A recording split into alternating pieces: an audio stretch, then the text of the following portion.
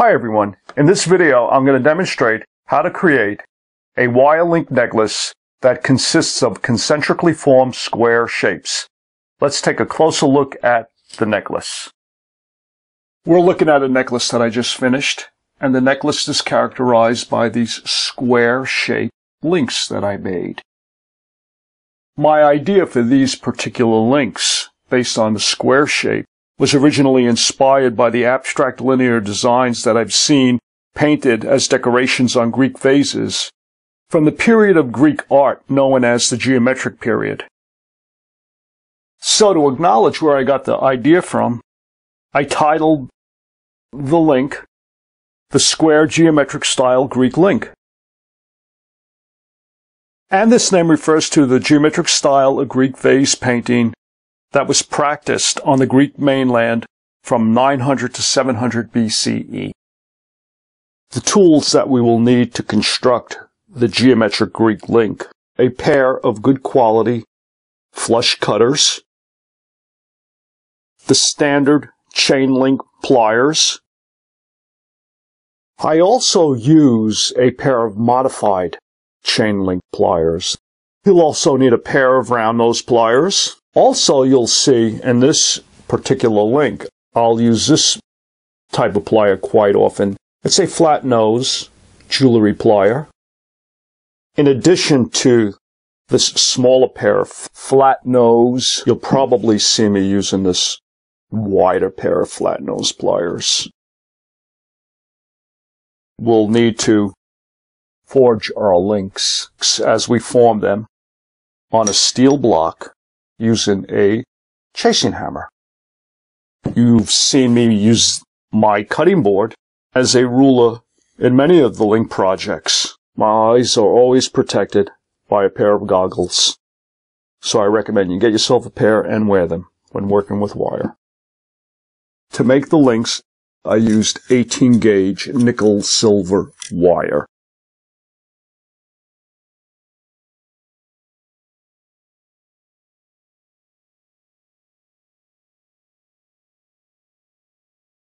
To begin the link, I'm going to cut myself a few lengths of the 18 gauge wire, 9 inches long. Each individual link that you see here required 9-inch lengths of wire to construct. Now, something I really need to emphasize at this stage of development: measurements need to be exact in order to keep each individual square unit basically the same size and fall at the same distance on the base of the link. Your measurements need to be exact. Your 9-inch measurement needs to be exact, and the individual bends need to be exact. Before we address the issue of the bends, let us talk about cutting your wire. To cut the wire in exact lengths, I rigged this little tool, and it works beautifully. What it does, it eliminates the slack that you have in wire when you attempt to measure it. See how the wire curves? It's hard to pull it along a straight line. And actually, these little variations from a straight line cause an unevenness in the lengths that are ultimately cut. And for these links to be more or less the same size and have the bases line up reasonably close to one another, the wire has to be perfectly cut. So how does this little tool work? It's simple. It's a combination of a piece of leftover wood that I had, got a ruler, marked off 1-inch marks, a chopstick that I drilled a little hole in to form a handle in which I insert a toothpick. Why go through the trouble of doing that? Because ultimately this is going to stick in here and wedge wire in place. I think that could be dangerous. This strikes me as a much safer solution. You're not going to poke your eye out with that. This is a weapon. Anyway, what do? We take our wire. I've already bent it on the end. Stick the bent end in there wedge it so it's locked in place. Measure out your 9 inches. Don't let the 10-inch mark confuse you. The reason why I'm at the 10-inch point here is because I'm at the 1-inch mark over here where it's locked in place. So in reality, it's only 9 inches of wire. Using the flush cutters, position it right there and make my cut. Now, while still holding the wire taut, I position my cutter at exactly the 1-inch mark. Now I'm going to make the cut. So now I have a beautiful length of wire that's exactly 9 inches long. So having cut the wire, we pull this little thing out, knock off that little excess, and I will continue to cut lengths of wire using my little contraption. I've cut 5 lengths of wire, exactly 9 inches long each. Why only 5? Because I only intend to make 4 or 5 links at a time, then interconnect them. The reason for this is you can't always tell if the link is being formed to perfection until they're attached. And if there's anything wrong with the link, you will discover it when you're attaching them. So it makes much more sense to make a few links, attach them, then a few more and attach them. This way, if there's any problem that's going to occur, you're going to discover it early on. It would be a disaster to make all of your links thinking that everything was nice, then attempt to put it together just to discover everything is uneven or the links don't plug into one another. See, that's how they attach to one another. Well, the next step is to form the individual square units that we see in each link. This has to be very carefully done to ensure that each square is going to be a mirror of the adjacent square. How do we do it? Well, I made myself a little template. So I'll be able to make the links and line up this step of the process on this template to make sure that each one is similar in size. In other words, before I bend this and fold it down to the link that we see, that and that are 3 inches apart. And each square on a link is exactly 13 bends. That's how I measure. I count my bends, and when I get to 13, I stop. This is where the notch pliers come in handy. Looking closely at these pliers, you'll see 3 notches. One on the relatively wide part there, one over here, and a smaller one right at the tip. See that? I've actually made these notches for different projects. For example, the one here, the wide one, I use that when I'm making ear wires. But let's talk about the one we need to concern ourselves with today. I'll darken it so it stands out. There we go. See that? Okay, what do we do with that notch? The notched pliers is the perfect tool for beginning the square concentric link. Before we bend, having cut the wire, I hold them, tap them on the table surface to make sure they're all flush, sand down the edges so I have nice flat wire tips. See that? That looks good.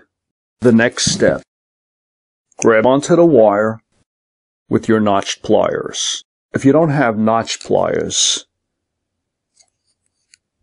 make a mark on your chain link pliers at exactly the point where the jaw of the plier is about 1/8 of an inch wide. Why that length? The reason why I've emphasized the importance of marking your pliers at the 1/8 of an inch mark. Here, I use the felt tip pen to do it. Here I literally carved into the jaws of the pliers with a file to make a notch that I can grab onto the wire with and then bend my wire. But why 1/8 of an inch? It's important that the center square be exactly the same size in each one, because it's the center square that will determine the ultimate size of your concentric squares as they expand out. Therefore, in order to get them to be all the same size, I marked my pliers at the 1/8 of an inch mark, and I'll use my notched pliers as the tool to create that center square in each link, like you see me beginning here.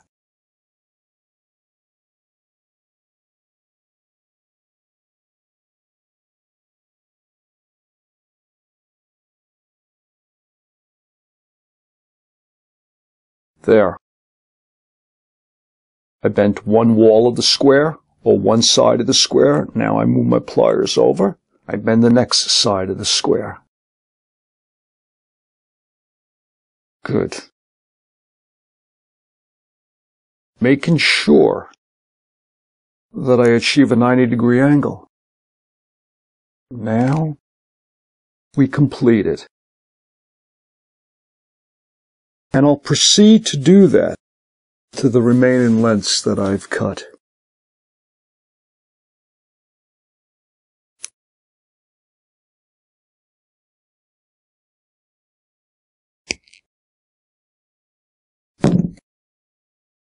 What you might also want to do at this stage is forge them. That further hardens the metal and locks your 90-degree angle in place. Good. I'm going to continue to prepare the remaining 3 lengths of wire, and then we'll talk about the next step. We have 5 lengths of wire, and on the ends of each length we have a square.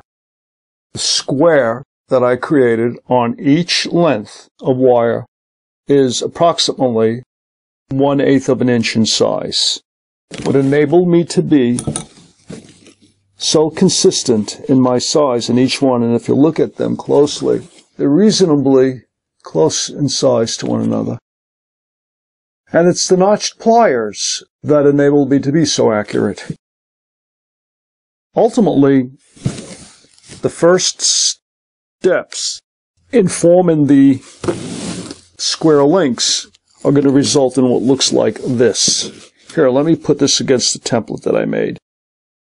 Each square unit contains exactly 13 bends. Eventually, I'm going to rebend this right in the middle. So the wire that we have here, I have to continue now and work with my pliers and develop the concentric square shapes. So far we have 1, 2, 3 bends, so the next bend that I make will be my 4th bend. To make the next bend, I position these pliers, these flat nose pliers, against the wire, like that. In other words, that length over here, I line my pliers up against that, so a little of the wire extends beyond the jaws of the plier.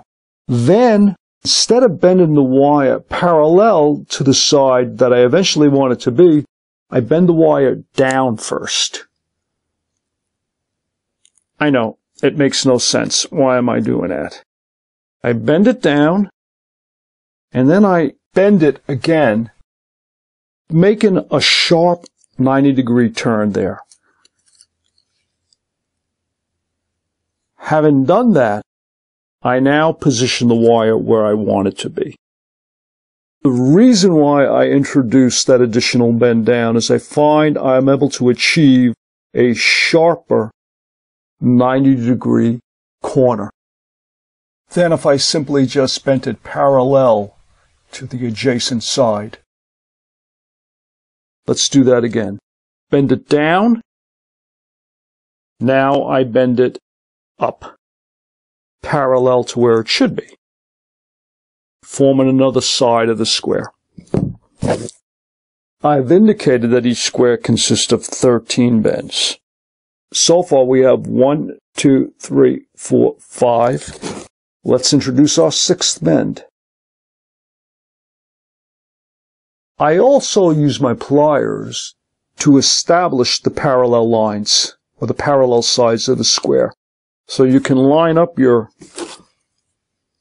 plier with the line of the wire, so they are both parallel, and that'll give you a nice parallel side to the square.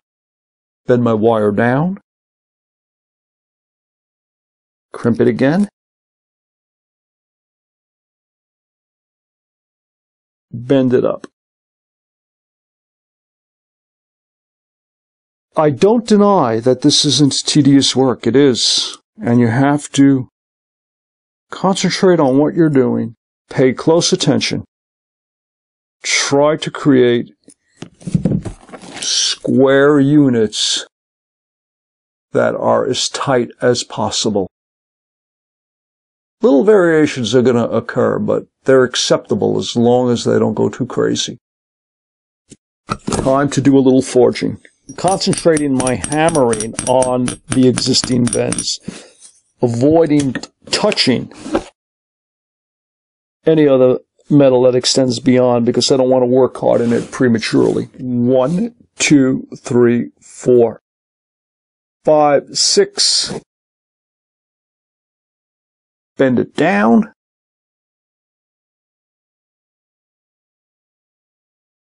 Make it sharp. Swing it into position. That's my 7th bend. 8.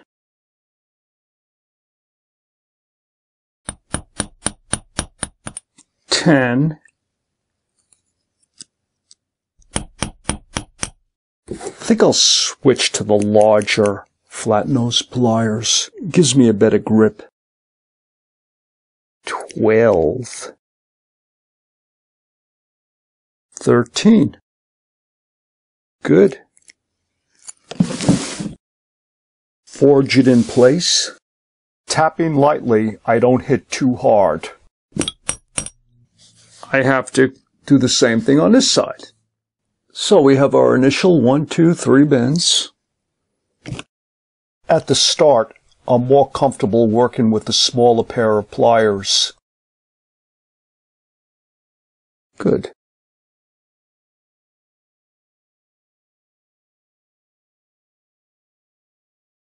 Five.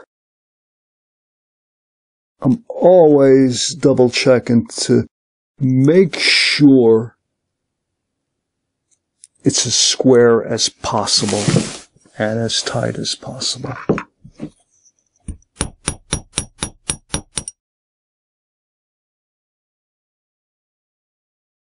See how a little of the wire protrudes over the top? Just a tiny bit. But that's what I always try to accomplish before I make my bend down. See that? Yeah. 11.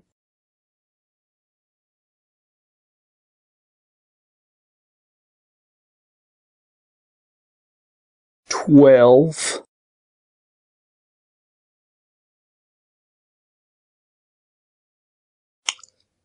13. 14.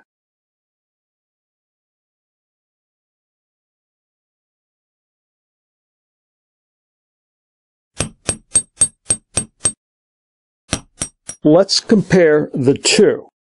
We started with a 9-inch length of wire. We formed squares on each end using the notched pliers. and the squares are approximately 1/8 of an inch in size. I use that inner square as a guide that helps me form the remaining concentric squares. And to achieve the shapes that you see here, I counted the amount of bends in each one, and each one has 13 bends. So measuring is important, and counting your bends is very important. It took quite a bit of time to make what you see here. I paid attention to details. I made sure my measurements were exact for each one, and hammering every corner significantly improves the quality of the squares that you'll be making. This is an example of a square that was hammered after all the concentric unit shapes were formed. You see how it's extremely irregular. Here's another one that's a bit better. It still has that irregular quality when compared to these. These are much tighter. I prefer this. It takes a lot longer to do it this way, but I think it's worth the effort. The next challenge is to bend the wire evenly in half to begin forming the individual links. What I find works best to bend the wire in half is this method.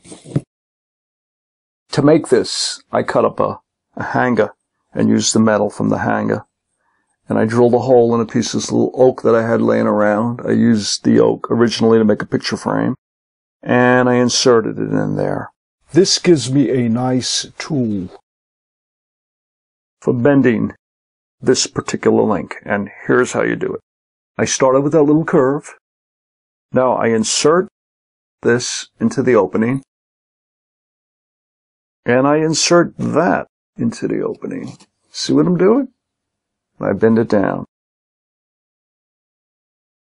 To provide myself with extra help, I take a little clamp and I hold it in place. The next step is to crimp the top. That crimped top will form the loop that the links will attach to. So, to keep everything consistent, I'm going to mark my pliers right about there. That seems wide enough. And using my chain link pliers, I crimp the wire. Perfect. The next step will be to repeat that process on all of these. Begin to gently bend it before I go too far. Position it on my bending tool.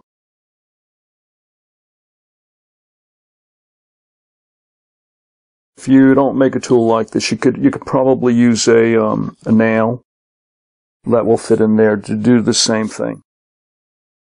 I position the wire at the same point on the pliers that I originally marked on my round nose pliers, and now I will crimp the wire.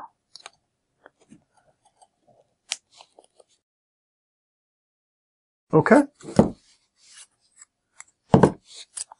Before I bend the last one that you see here, I just want to emphasize something. The absolute centering of that bend is what determines the evenness of your links.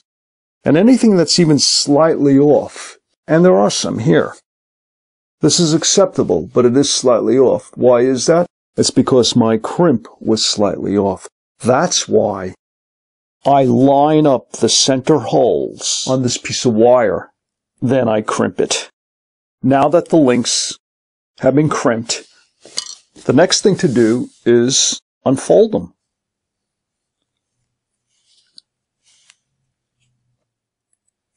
And I like to work them with the pliers a bit to make sure everything is flat.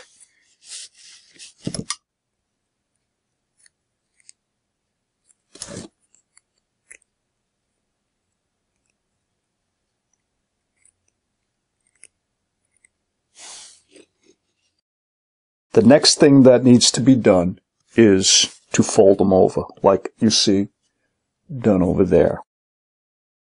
Now, my method for doing this varies. Sometimes I will take my round nose pliers and position the pliers at the very top of the link like that. And then gently bend over the wire. I'm trying a new method and I think it may work better.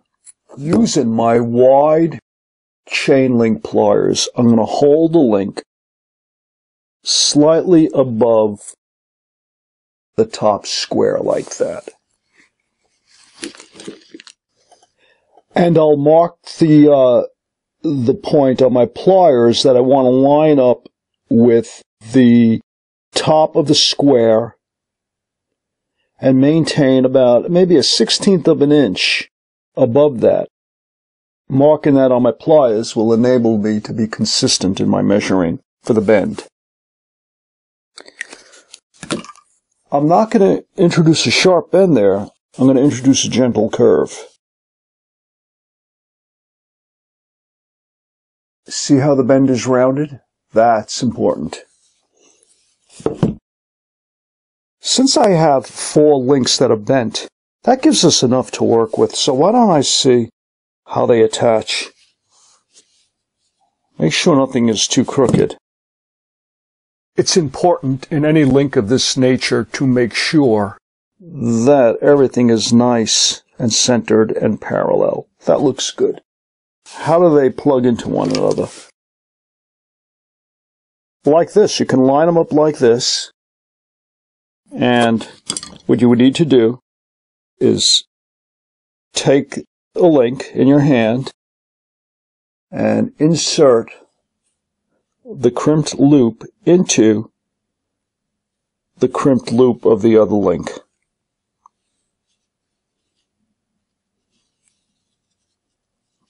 Bend it down a little bit.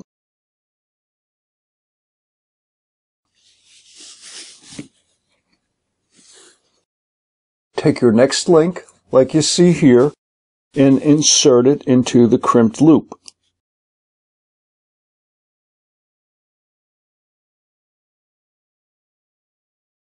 Sometimes it's necessary to spread the spine of the link a little bit to make it fit.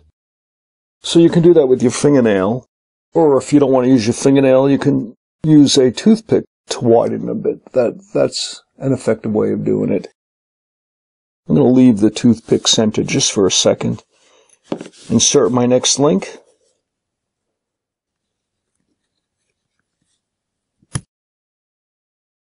Take out that toothpick. Now, between my thumb and my forefinger, I flatten down carefully the links that have been inserted. But I don't flatten that one down, I leave it. 4 more to add to the necklace. And now I'm just making sure that the hoop on the top and the spine are centered. And they are. This one could be corrected a little bit. Beautiful. Right down the middle. That's where you want it. Let's add them. Sometimes this can be difficult. These are going in nicely. Haven't had any problems at all with this necklace.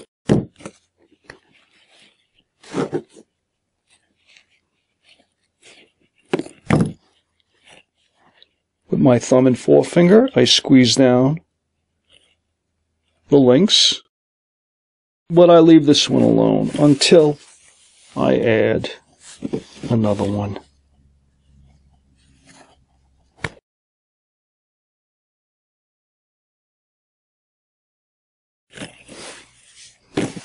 Geometric Greek link necklace is finished. I hope you enjoyed watching the video.